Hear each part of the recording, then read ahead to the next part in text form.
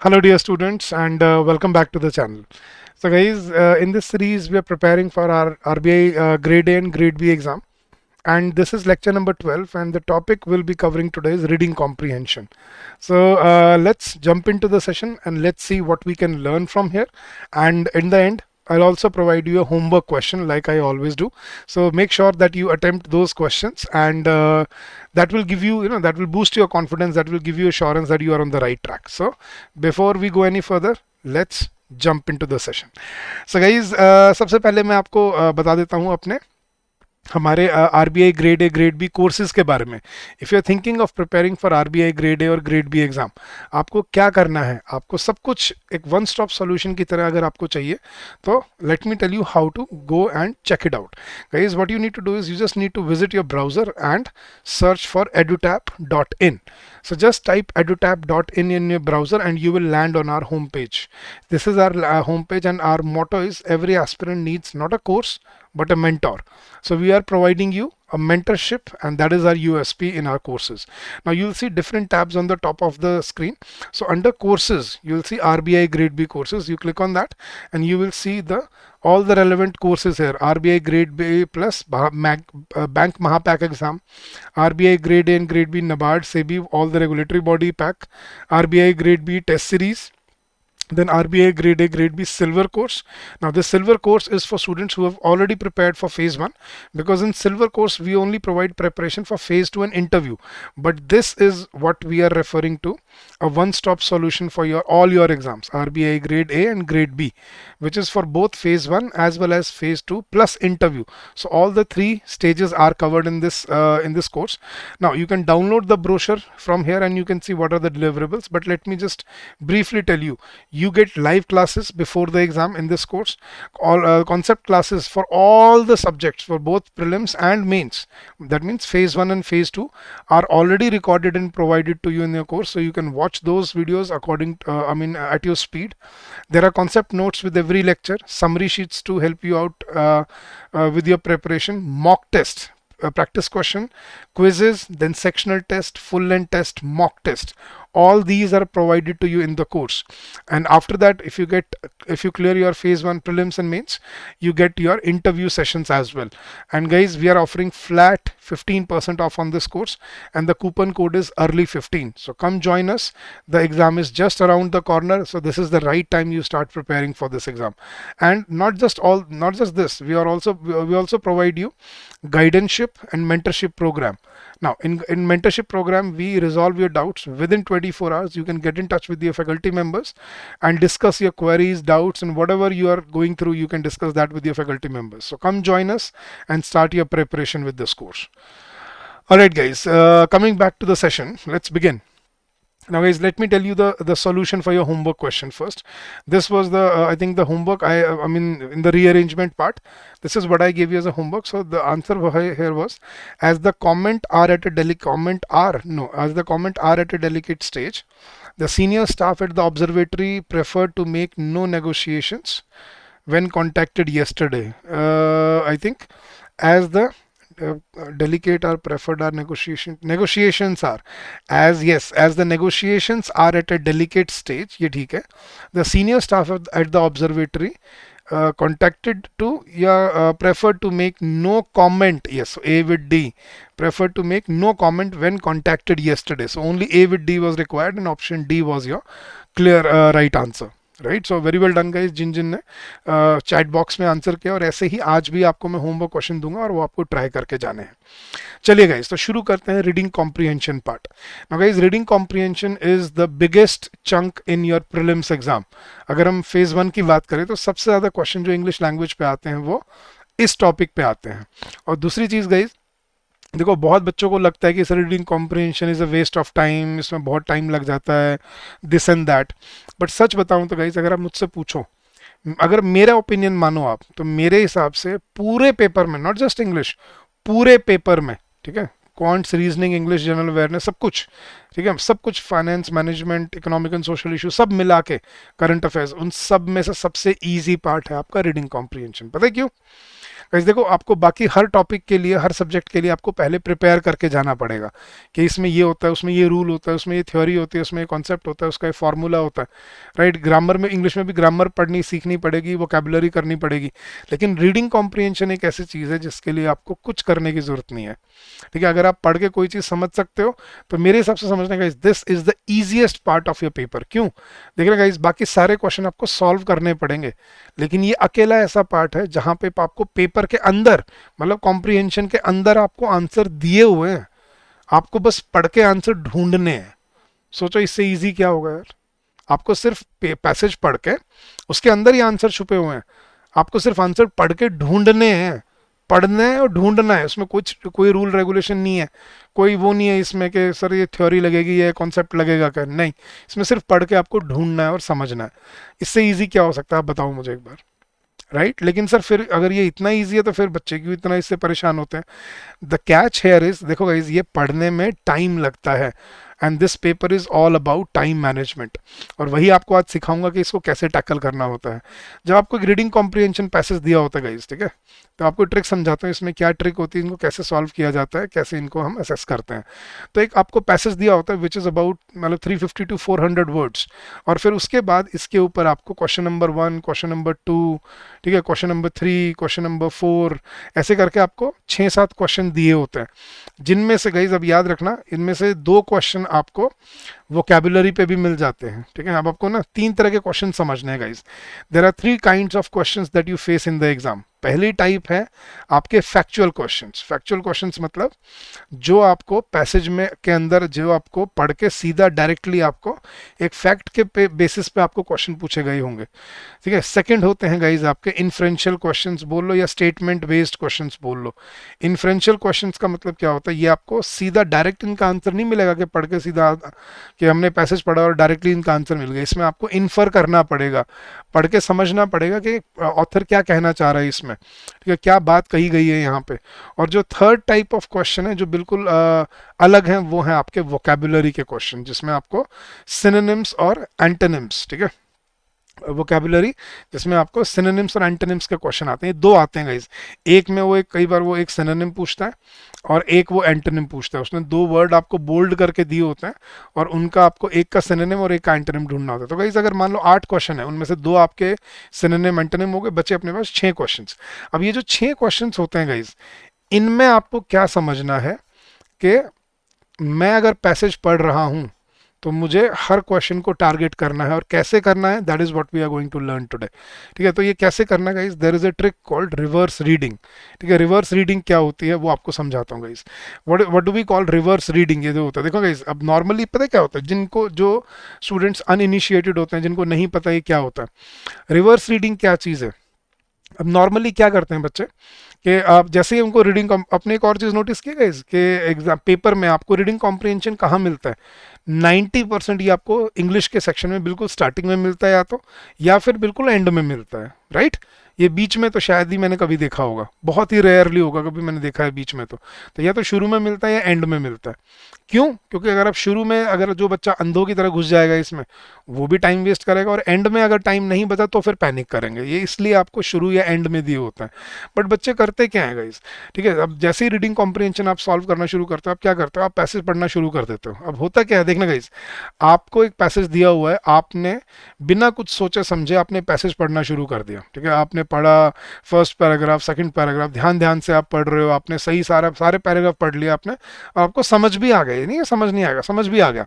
लेकिन अब होता क्या है, कहाँ आप टाइम वेस्ट करते हो, ठीक है। अगर मान लो आपने पूरा पैसेज पहले पढ़ लिया, फिर आप क्वेश्चन नंबर 1 पे आए। क्वेश्चन नंबर 1 कुछ ऐसा था कि what according to the passage was the root cause of unemployment in, क्या बोलते हैं, दीज थर्ड वर्ल्ड कंट्रीज। अब आपको पता तो है कि उसमें अनएम्प्लॉयमेंट की बात हुई है, लेकिन एक जो रूट कॉज था वो कहाँ था, आपको कुछ कुछ आइडिया है, आपने ऑप्शन पढ़े, आपको लग रहा है या ये है, लेकिन फिर भी आप कंफर्म करने के लिए क्या करते हो, वापस पैसेज पे जाते हो देखते हो कहाँ पे, अरे कहाँ है, अरे ये रहा मिल गया आंसर। आपको आंसर मिला, आपने आंसर मार्क कर दिया। फिर आप क्वेश्चन नंबर 2 पे आए, आपने देखा what according to the author was the you know were the key challenges in rural areas of these countries. हाँ यार, रूरल एरियाज की बात हुई तो थी, कहाँ थे रूरल एरिया वाली बात, ये रहा। तो यूं कर करके अगर आप 6 क्वेश्चंस कर रहे हो तो आप टोटल कितनी बार पैसेज को रेफर कर रहे हो, कितनी बार पैसेज पढ़ रहे हो आप? 7 बार। एक बार पहले भी तो पढ़ दिया। 7 बार पैसेज रेफर करने का टाइम है, इतना टाइम है इस पेपर में आपके पास? नहीं। तो यहीं पे आती है रिवर्स रीडिंग। रिवर्स रीडिंग क्या कहती है कि आपको पैसेज पढ़ने से पहले आपको क्वेश्चंस को पढ़ना है। और क्वेश्चंस को, अब आप सोच रहे होगे सर क्वेश्चन पढ़ के क्या समझ आएगा पैसेज में, मैं आपको बताता हूँ, एग्जांपल देता हूँ। और आपको क्या करना है गाइस, आपको सबसे पहले क्वेश्चंस को पढ़ना है। और क्वेश्चंस को पढ़ना मतलब ये नहीं कि ऊपर ऊपर से पढ़ लिया, पढ़ के उनको समझने की कोशिश करनी है। ठीक है, देखना है कि आप उनमें से क्या सीख सकते हो, क्या आप फिगर आउट कर सकते हो, क्या वहां से इन्फर कर सकते हो आप। ठीक है, और उसके बाद और उनमें आपको कीवर्ड्स मार्क करने होते हैं। वो कीवर्ड अगर आप नोट डाउन कर लोगे और फिर जब आप पैसेज पे आओगे तो देखना होता क्या है गाइस। ठीक है, अगर आप पैसेज पहले पढ़ते हो और क्वेश्चंस बाद में पढ़ते हो तो आपको ये नहीं पता कि क्या इंपॉर्टेंट है पैसेज में, क्या टारगेट करना है, क्या टारगेट नहीं करना है। लेकिन जो रिवर्स रीडिंग है ना, ये एक टारगेटेड अप्रोच होती है। टारगेटेड अप्रोच मतलब यहाँ पे पढ़ के आपको समझ आएगा कि ये आपको पढ़ के समझ आएगा कि आपको कैसे इनको, मतलब क्या चीज है जो आपके प्राइमरी एक फोकस, एरिया ऑफ फोकस है यहाँ पे आपका। ठीक है, मैं आपको एग्जांपल देता हूँ, देखना। मैं आपको 6 क्वेश्चन 5 क्वेश्चन बता रहा हूँ, आप सिर्फ क्वेश्चन पढ़ सुन के मुझे बताना है क्या आप पैसेज के बारे में कुछ गेस कर पाओगे, आप क्या उसकी आपको सेंट्रल थीम समझ आ रही है। तो सुनना गाइस। मान लो पहला क्वेश्चन था, what according to the passage was the root cause of terrorism in the western countries. पहला question. Second question, what according to the author was the war the consequences of the attacks of 9/11 on global economy. Question number 3, what is the ideological difference according to the passage between the eastern countries and the western countries? Question number 4, what was the primary decision taken in the peace summit of 2002 in Switzerland? Question number 5, and what according to the passage is the underlying difference between bioterrorism and chemical terrorism? आपको इस 6 question पे 5 question सुन के कुछ समझ आ रहा है, आपको एक आइडिया लग रहा है कि पैसेज किस बारे में होने वाला है? कि sir definitely passage is going to be about terrorism. देखो गाइस, आपको ये समझ आ गया कि पैसेज किसके ऊपर होने वाला है, टेररिज्म के ऊपर। ये सेंट्रल थीम समझ आ गई। और दूसरा, आपको इसके की पॉइंट्स जो आपको ढूंढने हैं वो आपको पता चले। जैसे पहला क्वेश्चन क्या था, what was the underlying cause of terrorism in western countries. तो मेरे कीवर्ड क्या है, underlying cause, terrorism, western countries, ये मुझे नोट डाउन करना है। Second, what were the consequences of the attacks of 9/11 on global economy. मेरे कीवर्ड क्या है, कॉन्सिक्वेंसेज, अटैक्स, 9/11, ग्लोबल इकोनॉमी, ये मुझे नोट डाउन करना है। अब ये मैंने अगर समझ लिया हर क्वेश्चन में से, और अब जब मैं पैसेज पढ़ने जाऊंगा, देखना गाइस, जब मैं बिना क्वेश्चन पढ़े पैसेज पढ़ रहा था तो वो it was like a story to me. I didn't know कि what is important and what is not. But अब मुझे ये टारगेटेड पता है कि मुझे क्या ढूंढना है, मेरे लिए क्या इंपॉर्टेंट है और क्या इंपॉर्टेंट नहीं है। अब आप क्या करोगे, देखना गाइस, आपको सेंट्रल थीम समझ आ गई, आपको एक आइडिया लग गया, एजुकेटेड गेस मिल गया आपको कि पैसेज किस बारे में होने वाला है, और आपको आपके कीवर्ड्स मिल गए जो आपको ढूंढने हैं। अब आप क्या करोगे, देखना, अब आप एक रीडिंग में सारे क्वेश्चन सॉल्व कर पाओगे। कैसे? आपने क्वेश्चन पढ़ लिए फटाफट से। अब क्वेश्चन पढ़ने में और पैसेज पढ़ने में बहुत डिफरेंस है। क्वेश्चन आप 1 मिनट में पढ़ लोगे सारे के सारे और कीवर्ड नोट डाउन कर लोगे। फिर जब आप पैसेज पे आए तो देखना आपने क्या किया। अब जब आपने पैसेज पढ़ना शुरू किया, ठीक है, तो अब जैसे आपने फर्स्ट पैराग्राफ पढ़ा, उसमें था terrorism is this, terrorism is that, ये वो पुराना, लेकिन आपको पता आपका कोई कीवर्ड नहीं है यहाँ पे, तो आपने पढ़ा जल्दी से और आगे मूव कर गए। आगे जैसे ही आपको मान लो 9/11 का जिक्र आया, वहीं पे स्लो डाउन हो जाओ कि 9/11, हाँ यहाँ पे मेरा आंसर आने वाला है मेरे क्वेश्चन का, क्योंकि वो मेरा कीवर्ड है। तो जैसे ही 9/11 के अटैक्स की बात आई, आप स्लो डाउन हो गए, आपके कीवर्ड थे क्या बोलते हैं, कॉन्सिक्वेंसेज, 9/11 और ग्लोबल इकोनॉमी। तो आपने जैसे ही पढ़ा कि 9/11 अटैक में ये हुआ, और एंड में आया कि the global economy faced a grave challenge that day and the share market was down by 3% globally. ठीक है, तो वो ये चीज़ थी जो आपने वहाँ पे टारगेट करनी थी। जैसे ही आपने मिला, आप अपने क्वेश्चन पे गए, ये आपने ऑप्शन देखे, ये 5 ऑप्शन थे, अच्छा इनमें से मुझे लग रहा है ये ऑप्शन, बी ऑप्शन ठीक है, दिस इज करेक्ट, आपने मार्क किया और वापस आ गए आप जहां से आपने छोड़ा था, फिर वहीं से आगे कंटिन्यू कर दिया। नेक्स्ट में आया bio terrorism, chemical terrorism, next में आया peace summit of Switzerland, next में आया ideological difference between eastern and western countries. तो जैसे जैसे आपको अपने कीवर्ड मिलते गए, आप वैसे वैसे अपने क्वेश्चंस के आंसर्स मार्क करते चले गए, और इस तरह से क्या होगा, एक रीडिंग में आप अपने सारे क्वेश्चन टारगेट कर पाओगे। और यही टाइम सेविंग ही आपका है, ये जो है आपको एग्जाम में आपको अच्छा स्कोर बनाती है आपका। तो this is what we need to develop now. what we call reverse reading. So I've explained the concept to you now कि क्या करना होता है, कैसे करना होता है. अब इसको करके भी देखेंगे और then we will see कि इसको कैसे हमें आगे अप्रोच करना है. तो रिवर्स रीडिंग का क्या वो है guys, read the questions based on the passage before reading the passage. कि पैसेज पढ़ने से पहले पैसेज पे बेस्ड जो क्वेश्चंस हैं पहले वो पढ़ो. Mark the keywords in the questions, के क्वेश्चंस में जो कीवर्ड्स हैं उनको मार्क करो या और उनको मेमोराइज कर लो या लिख लो. आपको रफ पीस ऑफ पेपर तो मिलता ही है एग्जाम में, उनको लिख लो. आइदर नोट देम डाउन और मेमोराइज देम, जो भी आपको ठीक लगे. Try to recognise the main idea of the passage, के क्वेश्चंस पढ़ के पैसेज का मेन आइडिया ढूंढने की कोशिश करो. Then know what to look for, आपको ये पता होना चाहिए आपको क्या ढूंढना है. कॉन्शियसली, रैंडम वो नहीं होना चाहिए कि चलो देख लेते हैं कुछ मिल जाता है तो, नहीं. टारगेटेड अप्रोच होना चाहिए कि मुझे ये मेरे कीवर्ड है, ये मुझे ढूंढने हैं और इनके आसपास ही मेरे को मेरा आंसर मिलेगा. Right. Then while reading the passage look for the keywords that you have marked in the questions, के जो क्वेश्चंस में जो आपने कीवर्ड्स मार्क किए हैं उनको ढूंढो. वो मिलेंगे तो आपको आंसर मिलेगा. ठीक है. And remember guys, avoid getting stuck anywhere. ये नहीं है कि सर एक लाइन मुझे समझ नहीं आ रही. तो देखो, अगर आपको एक लाइन समझ नहीं आ रही तो इसका मतलब आपकी रीडिंग हैबिट नहीं है, ये मान के चलना. ठीक है. अगर आप पेपर में आरबीआई जैसे एग्जाम में अगर आप ये सोच के जा रहे हो कि वहां पे अगर कुछ ऐसा पैसेज आ गया जो मुझे समझ नहीं आया, इसका मतलब आपकी रेगुलर रीडिंग हैबिट नहीं है. ठीक है. ये तो बेसिक प्रीरेक्विजिट है कि आपको जो पढ़ के जो समझ आना है वो तो आना ही चाहिए. अब गेम है गाइस कि टाइम कौन सेव कर लेगा जल्दी, कौन ज़्यादा टाइम सेव करेगा, कौन ज़्यादा क्वेश्चंस अटेम्प्ट कर पाएगा. This is what we are learning है, this is what I am teaching you. कि आपको पढ़ के समझ तो सब आना ही चाहिए, लेकिन उसमें भी आपको कहीं अटकना नहीं है. कोई एक दो वर्ड या एक लाइन समझ नहीं आई बाई चांस मान लो, तो इसका मतलब ये नहीं कि आपको पूरा पैसेज समझ नहीं आएगा. ठीक है. समझ आपको कॉन्टेक्स्ट से फिर भी आ जाएगा. ठीक है. एंड लास्ट, हर पैराग्राफ का इंपॉर्टेंट पॉइंट नोट डाउन करते चलो, ताकि आपको बाद में जब आपको अगर कोई क्वेश्चन रह भी जाए तो आप उससे रिलेट कर पाओ. मतलब note down in the sense कि अपने दिमाग में कर लो कि चलो ये यहाँ पे था, ये यहाँ पे था, यहाँ पे था. कोई क्वेश्चन अगर नहीं मिला आपको तो आपको री रेफर करने को मिल जाएगा. सो this is how you solve a comprehension passage in the exam. इसमें क्या होगा, सिर्फ पैसेज आपको एक बार पढ़ना पड़ेगा. क्वेश्चंस आपको बेशक आपको दूसरी दो बार पढ़ने पड़ रहे हैं. ठीक है. लेकिन क्वेश्चन सिर्फ 1 मिनट लगेगी पढ़ने में, पैसेज पढ़ने में आपको 6 मिनट लगेंगे, 6 से 7 मिनट लगेंगे कम से कम. समझ आ रही है बात. लेकिन अगर आपने पहले क्वेश्चन पढ़ लिए, अपने कीवर्ड टारगेट कर लिए और आपने एक रीडिंग में, ठीक है, आपने 6 में से या 8 में से आपने 6-7 क्वेश्चन टारगेट कर लिए, तो I think this is a good deal कि 6-7 मिनट में आपने अपने 6-7 मार्क्स टारगेट कर लिए. I think that's fair enough. लेकिन आप लगा रहे हो 10 मिनट और उसके बाद आप बार बार पैसेज पढ़ रहे हो और आपने 8 में से 5 क्वेश्चन ही टारगेट किए उसमें भी, और उनमें उनमें एक दो गलत हो गया, फिर मुश्किल हो जाएगी. तो ये है गाइस रीडिंग कॉम्प्रिहेंशन को सॉल्व करने की trick which we call reverse reading. समझ आ रहा है सबको. और अगर आपको समझ आया, लॉजिक लगा, तो don't forget to like the video guys and don't forget to share your opinion in the comment section of the video. ठीक है. चलिए अब गाइस मैं आपको PYQs करवा रहा हूँ यहाँ पे. ये प्रीवियस ईयर पैसेजेस हैं एग्जाम में जो आए थे, मैं वही ले रहा हूँ आरबीआई के 21, 22 और 2020. ये 3 साल के मैं कवर कर रहा हूँ ताकि हम थोड़ा सा उसी जोन में समझ पाए जैसे पेपर में आता है. तो हमने क्या करना है, इस पैसेज को नहीं देखना. सबसे पहले क्या करो, क्वेश्चन पे जाओ. पहला क्वेश्चन देखना, विच of the following statements can be correctly inferred from the passage. ठीक है. ये इन्फ्रेंशियल क्वेश्चन है, ये पैसेज पढ़ के समझ आएगा, तो इसमें कोई इन्फॉर्मेशन नहीं है. आगे देखते हैं. Next, which of the following statements is not true with respect of the passage. ये भी पैसेज पढ़ के ही हम डी कोड कर पाएंगे क्योंकि स्टेटमेंट बेस्ड है. नेक्स्ट देखते हैं, according to the author what is the central theme of the passage. ये भी पैसेज पढ़ के ही समझ आएगा. देखो जैसे होता है, 3 क्वेश्चन इन्फ्रेंशियल आ गया. अब अगले देखना, out of the given option choose the most similar meaning to the phrase marked in the bold passage vanishes into the void.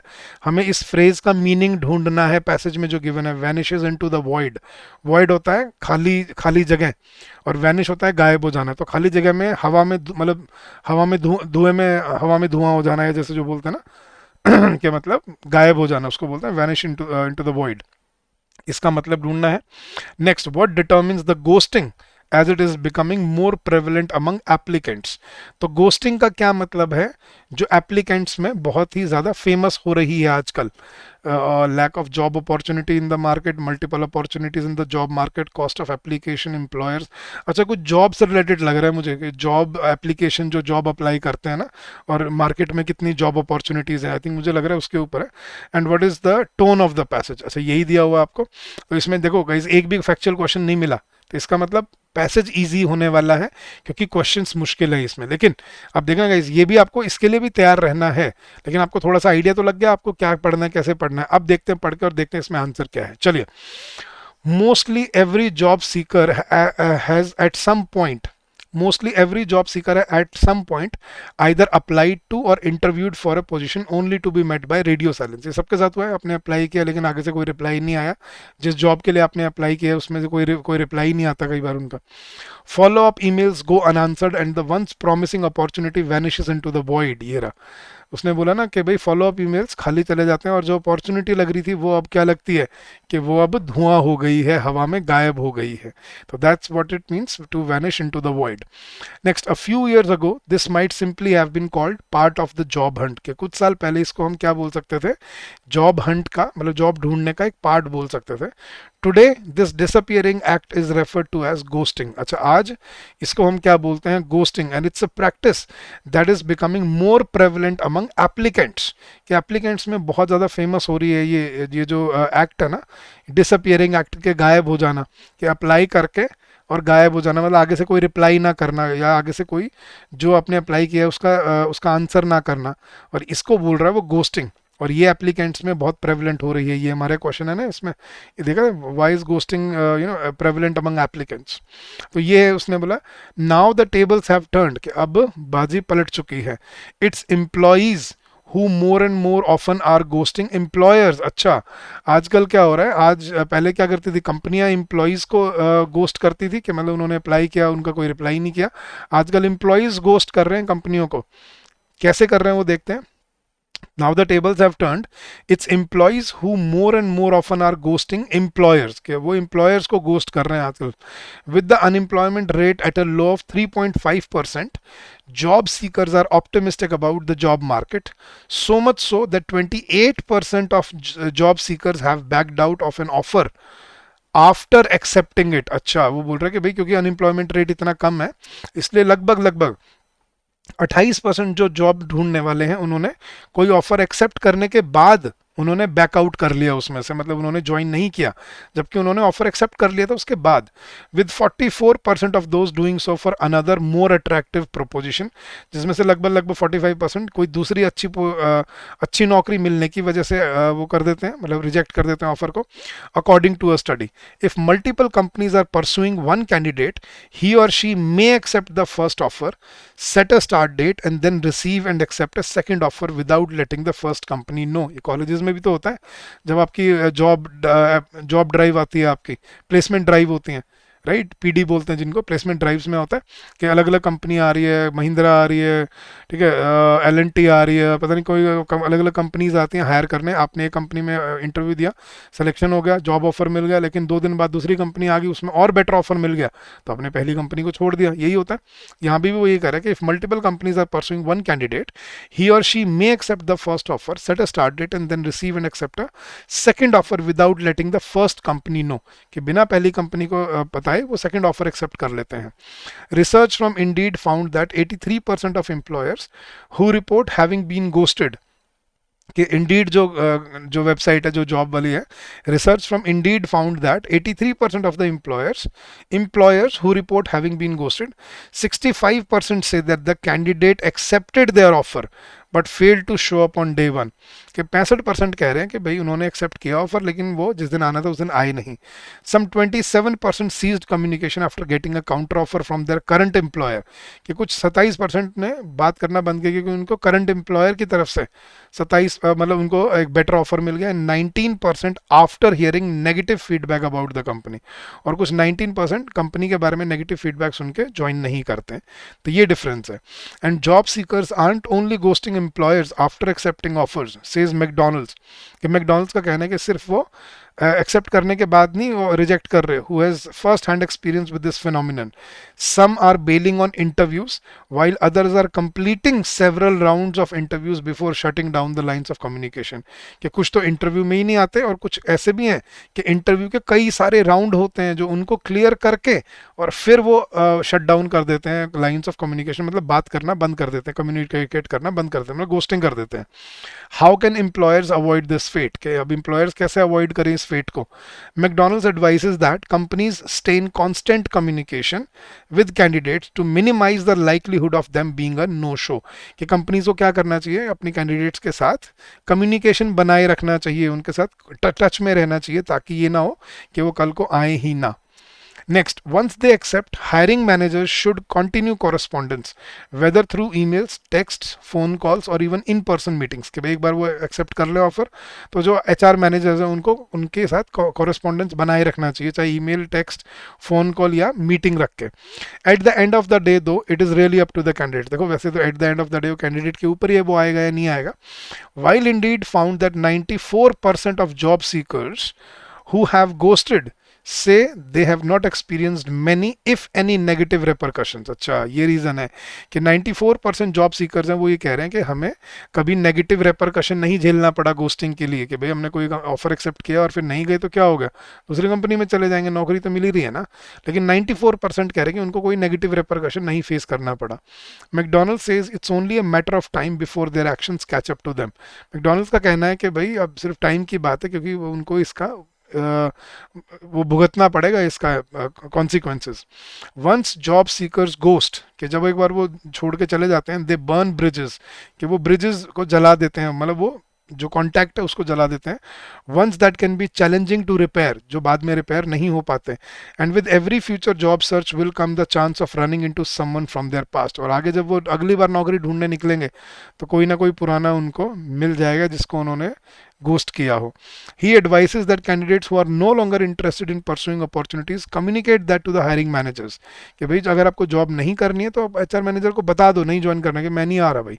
क्यों उनको वेट में क्यों करा रहे हो, या डे वन की क्यों वेट करा रहे हो उनको. Whether in the form of an email or a phone call. When the average cost per hire is $4,425, the sooner the better. कि भाई देखो जब इतने हायरिंग कॉस्ट इतनी ज़्यादा है तो भाई जितना जल्दी आप उनको बताओगे उतना ही आपको बेनिफिट रहेगा, मतलब एम्प्लॉयज़ को जो अप्लाई कर रहे हैं उनको बेनिफिट रहेगा, नहीं तो आगे चल के आपको नुकसान होगा. अब देखते हैं गाइस, समझ आ गया passage. Now, which of the following statements can be correctly inferred from the passage? Number one, the author states that nowadays, even though the unemployment rate is 3.5%, job seekers do not get jobs easily and they have to stick to whatever the jobs they get. नहीं, वो तो कह रहा है कि भाई खूब jobs है मार्केट में, लो तो घोस्टिंग कर करके जा रही है, तो गलत है. The culture of ghosting is appreciated by big companies. Appreciate करते हैं कंपनी, नहीं कौन करेगा अप्रिशिएट इसको यार, कि भाई मतलब छोड़ छोड़ के जा रहे हैं ऑफर एक्सेप्ट करने के बाद. Third, the author state that the potential employees should not ghost the companies they get selected in, as there will be consequences if not today but in future. Yes, ये है कि भाई अगर आज तुम कर रहे हो तो आगे तुम्हें भुगतना पड़ेगा, दैट इज ट्रू. तो this is correct, only 3. So option C is your correct answer. देखो गाइस एक ही बार में सारे आंसर सॉल्व हो जाएंगे. अब which of the following statements is not true with respect to the passage. Out of 83% of the employers who were ghosted, research from Indeed found that 35% of the candidates who accepted their offer and showed up on day one. 35% लोग जिन्होंने offer किया था वो day one पे आए. कहाँ था Indeed वाला, ये रहा. 83% of the employers who report having been ghosted, 65% से candidate accepted their offer but failed to show up on day one. अच्छा 65% जो है वो नहीं आए वो डे वन पे. 65% नहीं आए तो इसका मतलब अच्छा 35% आए थे, तो ये तो ठीक है. A person who is ghosting after accepting the job keeps in touch in the form of email. नहीं, ये तो गलत है कि भाई जो गोस्ट कर रहा है वो बाद में टच में रहता है. नहीं, यही तो गोस्टिंग है कि वो मतलब भूत बन गए, गायब हो गए. तो ये तो गलत है, this is not true. 6% of the job seekers who have ghosted might have faced negative repercussion. ये नेगेटिव रेपरकशन तो अभी पढ़ रहे थे हम, ये रहा negative repercussions. While Indeed found that 94% of job seekers who have ghosted से दे हैव नॉट एक्सपीरियंस्ड. इसका अच्छा उल्टा कर रहा है, 94% ने अगर नहीं एक्सपीरियंस किया नेगेटिव रेपरकशन तो 6% ने किया है इसका मतलब, तो ये तो ठीक हो गया. Companies can avoid ghosting of employees by using their hiring managers to be in constant touch with the employee, whether through email, ये भी ठीक है, email, phone call, in person meet, ये बोला उसने.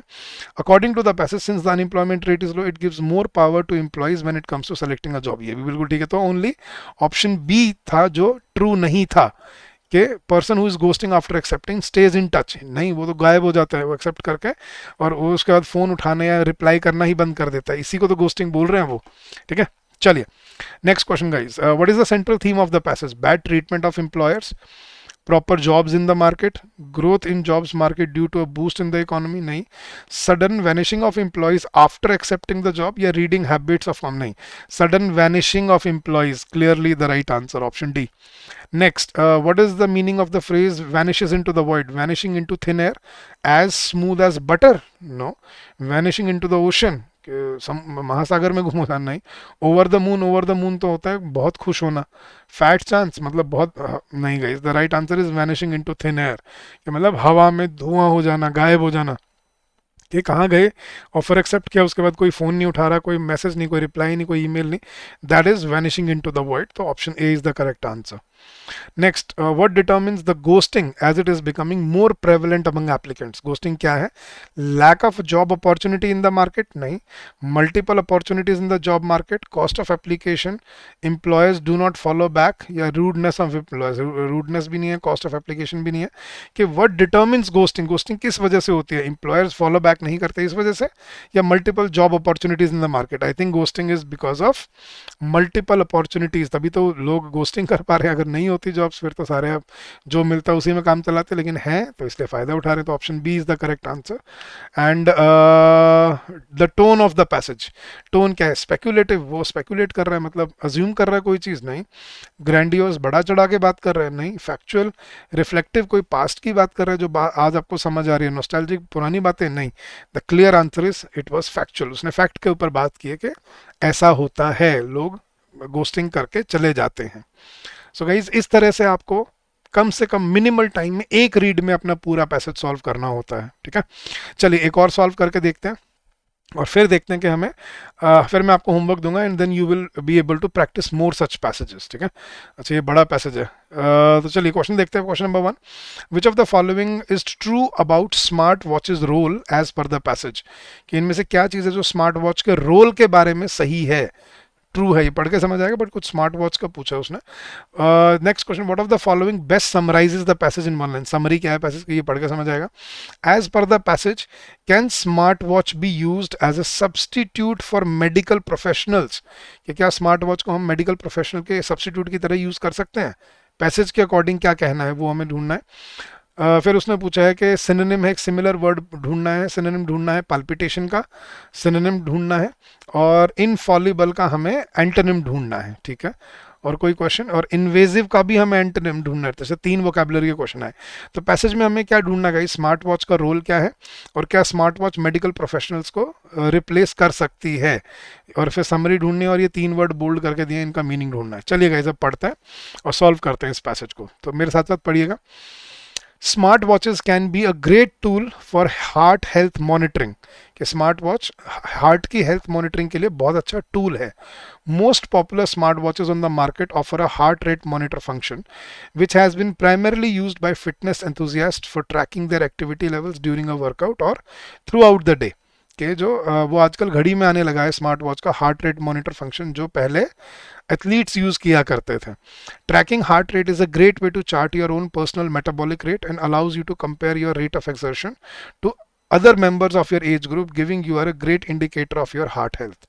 Heart rate monitoring can be a fun metric to track, but it's also one of the cardiologist's primary tools for assessing whether your health is functioning properly. तो heart rate monitoring can be a fun metric कि भाई अब वैसे तो मस्ती में करते हैं सब, लेकिन ये कार्डियोलॉजिस्ट का प्राइमरी टूल है आपके हेल्थ फंक्शनिंग को ट्रैक करने के लिए. Anyone can check their heart rate by pressing a hat against the wrist. के heart rate भाई अपनी कलाई पे उंगलियां रख के आपको पता चल जाता है. Which checks the flow of blood in the radial artery, और by pressing a hand against the neck, which checks the carotid artery. ऐसे याद यहाँ पे जिसको हम बोलते हैं ये वाला, या फिर हम रिस्ट पे रख के हम अपनी चेक कर सकते हैं. Physicians often use an electrocardiogram, ECG जिसको बोलते हैं, to interpret a patient's heartbeat. An EKG, या ईसीजी इसको बोल रहे हैं. An EKG offers information that can tell your doctor 4 things. कौन सी? Whether your heartbeat is irregular, whether if your heart is enlarged, whether your heart is getting enough oxygen, whether you have had a heart attack in the past. चलिए, तो smart watches track heart rate in a similar way as checking the pulse, but without the use of physical pressure. Smart watch भी वैसे ही करती हैं आपके blood pressure को track, but वो प्रेशर नहीं डालती जैसे हम उंगलियों से करते हैं जब चेक करते हैं। Popular smartwatches from brands like Apple, Samsung, and Fitbit use photoplethysmography to detect a heartbeat. What is photoplethysmography? वो ग्रीन ग्रीन लाइट अगर आपने देखी है तो जो घड़ियों के नीचे होती है, मतलब अंडर रिस्ट वॉच जिसको स्मार्ट वॉच बोलते हैं. Now, this is the process of projecting a green light on the skin which gets absorbed by the blood. More green light being reflected is related to lower blood flow, which indicates that the heart is in between beats. While smart watches are not as complex as an EKG, new studies have shown that they may be capable of detecting one of the same health issues that an EKG can. कि भाई वो भी वो detect कर सकती हैं.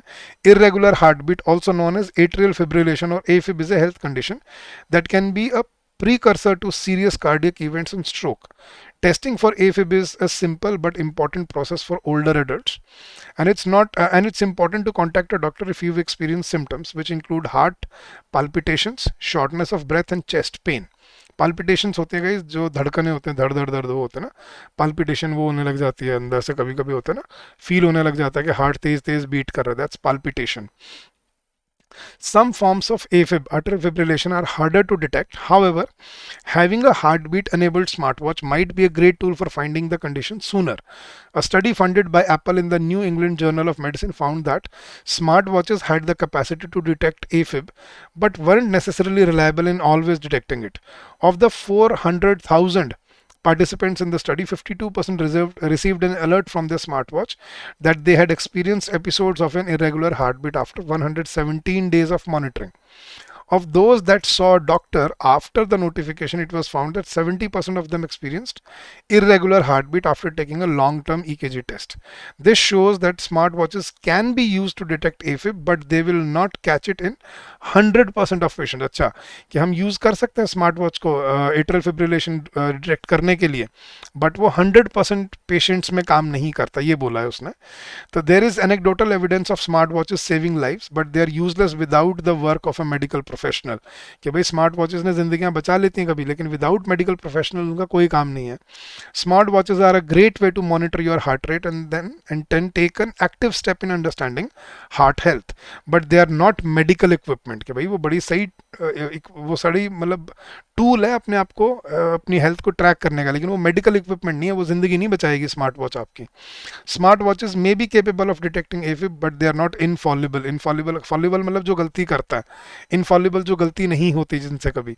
तो smart watches capable हैं, लेकिन ऐसा नहीं है कि इनफॉलिबल नहीं है वो, कि मतलब उनसे गलतियां नहीं होती, होती है उससे भी गलती. And no substitute for the advice of a trained cardiologist. और वो कोई सब्सटीट्यूट नहीं है किसी डॉक्टर के. यही ये क्वेश्चन भी था ना, can smart watches be can replace a medical professional? No, उसने बोला, and there are no substitute for advice of a trained cardiologist. If you're experiencing uncomfortable symptoms like weakness, reduced ability to exercise, fatigue, lightheadedness, shortness of breath, or chest pain, it's imperative to speak to a medical professional, regardless of whether you are wearing a smartwatch. AFib can be treated with a myriad of both invasive and non-invasive options. ठीक है, invasive जो invade करते हैं, and with blood thinners being a simple and effective solution to many patients, but it's important to consult a cardiologist early. तो उसने क्या बोला है, अब करते हैं इस क्वेश्चन सॉल्व अपने. Which of the following is true about smartwatch's role as per the passage? It is used as a widespread screen for atrial fibrillation. It works as a generic barometer and cannot be deemed as a medical device. It monitors and assesses people comprehensively outside of clinical setting. No. It is majorly used by younger strata of population. No sense. A और B में देखना है हमें. It is used as a widespread screen for arterial fibrillation. No. क्या था, it acts as a general barometer, जैसे जो होता है जो प्रेशर को कैलकुलेट करता है, and can not be deemed as a medical device. ये कह रहा है पैसेज के वो मेडिकल टूल नहीं है, वो सिर्फ ट्रैक करने के लिए एक इक्विपमेंट है. Next, what of the following best summarizes the passage in one line? AFib is permanent and medicines or other treatments cannot restore a normal heart rhythm. ये तो नहीं कह रहा passage. How smartwatches can bypass the need of a clinical laboratories? No, not wrong, not correct. Using smartwatch to detect AFib cardiac arrest remedy. Using smart watch to detect AFib cardiac arrest remedy, ये इसका एक मतलब solution है. The watch is smart but can not replace your doctor. Yes.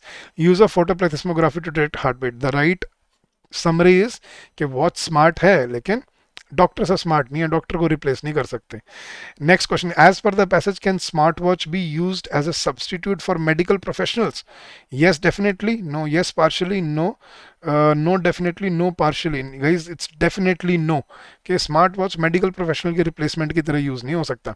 वो track करने के लिए तक ठीक है, लेकिन वो हर बार एक्यूरेट भी नहीं होता और वो ज़िंदगी भी नहीं बचाएगा आपकी. ज़िंदगी तो आपका डॉक्टर ही बचाएगा. ठीक है. Next question guys. अच्छा, मैं सिनोनिम ढूंढना था. पाल्पिटेशन. पाल्पिटेशन क्या होता है? जो दिल में धड़कनें तेज हो जाती हैं. Palpitation closing, stability, retreat, motionless या थंपिंग. अरे ये रहा थंपिंग. थंपिंग क्या होता है? धड़कना, तेज तेज धड़कना. That is the right synonym for this word. अच्छा, हमें फिर एंटोनिम ऑपोजिट ढूंढना है इनफॉलिबल का. इनफॉलिबल जो जिससे कभी गलती नहीं होती.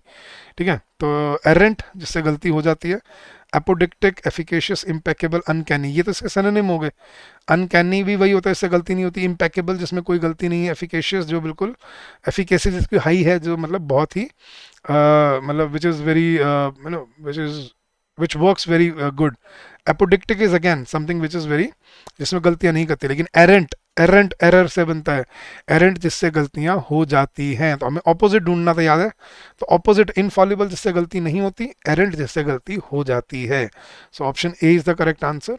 एंड हमें फिर ऑपोजिट ढूंढना है इन्वेजिव का. इन्वेड, इन्वेजिव मतलब जो इन्वेड करता है. इनकर्सिव वही होता है, इन्वेड करना ही होता है. Defensive, invading, encroaching, trespassing. अच्छा, इन्वेडिंग, इनक्रोचिंग, ट्रेसपासिंग और इनकर्सिव ये सारे सिनोनिम है इन्वेजिव के.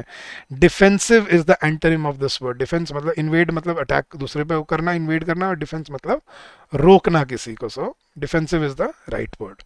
सो इस तरह से guys, now I think you have learned how to solve reading comprehension passages in one go. ये स्पीड होनी चाहिए आपके पैसेज में. क्या 5 से 6 मिनट के अंदर आप एक पैसेज पढ़ के उसको सॉल्व कर पा रहे हो, तभी आप इसमें अच्छा स्कोर कर पाओगे. तो I hope you have understood the concept of reverse reading, and from now onwards you have to practice reverse reading in your day-to-day life. That will help you in your performance, and that will help you to save your time in the exam. ठीक है, चलिए guys, अब मैं आपको homework question दे रहा हूँ. आप चाहे वीडियो पॉज करके एक बार इसको पढ़ सकते हो, नहीं तो आपको पीडीएफ में बोल रहा हूँ आपको हमारे टेलीग्राम चैनल पे मिल जाएगा. The link of our Telegram channel is given in the description of the video. तो वहाँ पे आपको ये पीडीएफ मिल जाएगी फ्री ऑफ कॉस्ट. वहाँ से भी आप इसको डाउनलोड करके इसको सॉल्व कर सकते हो. तो एक बार इसको पढ़ो एक बार. ये 2022 का PYQ है जो RBI में आया था. तो ये है फर्स्ट स्लाइड, ये है उसकी second slide. You can also take a screenshot if you want. तो सेकंड, ये इसकी सेकंड स्लाइड है. This is the third slide. इसमें कुछ बोल्ड करके भी वर्ड्स दिए हैं उन्होंने. So you can take a screenshot from here, and now you get to the questions. This is the first question. Question number 1 है. You can take a screenshot if you want. This is question number 2. ये आपको मिल जाएगा यहाँ पे. This is question number 3 of the passage. Then this is question number 4 of the passage. Then this is question number 5 and question number 6. तो ये 6 questions थे guys आपके, जो आपको प्रिपेयर करने में हेल्प करेंगे आपके एग्जाम के लिए. So this is what reading comprehension was all about. I hope this will help you in your preparation and in your journey ahead. So guys, you can come join us in our courses and get benefited from this. Guys, अगर आपको कोई doubt रहे, कोई query रहे, please call us on this number during the office hours, which is 8146207241, or you can also drop us an email at hello@edutap.co.in. That's our official email ID. So you can also drop us an email on this ID, hello@edutap.in. So come join us in our courses, start your preparation and get benefited from there. So thank you so much once again, and happy learning to all of you. I'll see you again with another lecture very soon. So thank you and goodbye. Take care.